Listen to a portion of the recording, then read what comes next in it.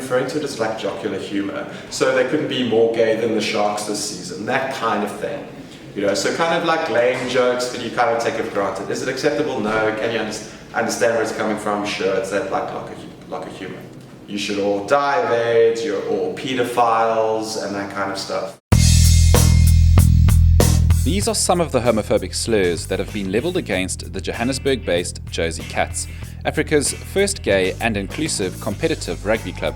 Josie Cats member Chris Verriet, who is a reputation manager at heart, was eager to jump into the social media storm and defend his club. I let the conversation run, and what was so empowering was that how other people that were fans of the Facebook page started defending us, and not really defending us as much as getting involved in the conversation.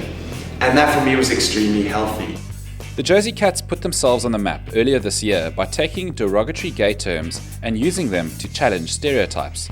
The campaign was a huge success. That it showed how in South Africa we get away with a hell of a lot more freedom of expression than other countries. I mean, countries in Africa, specifically.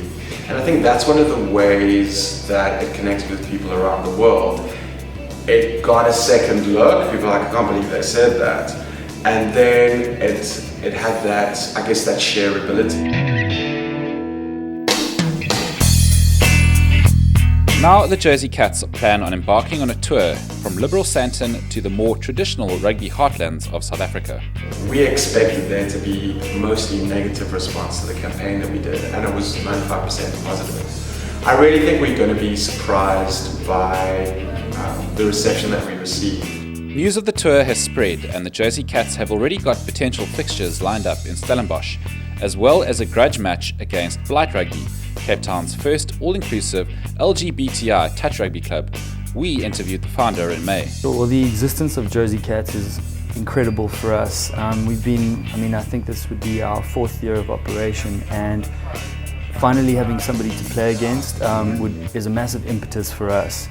I know that in our club we've been discussing for a long time moving towards contact rugby.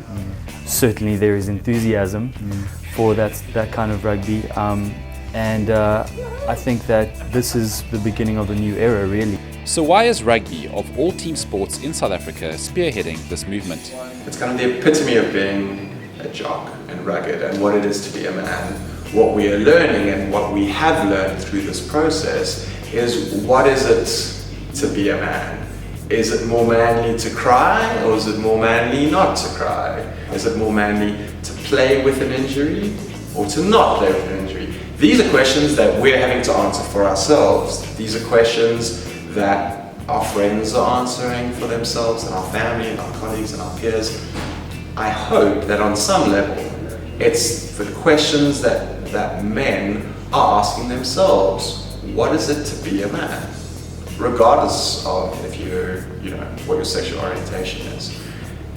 If we can again have these kind of conversations in an environment where there's no judgment and where everybody feels safe, I think that will make us better as a gender.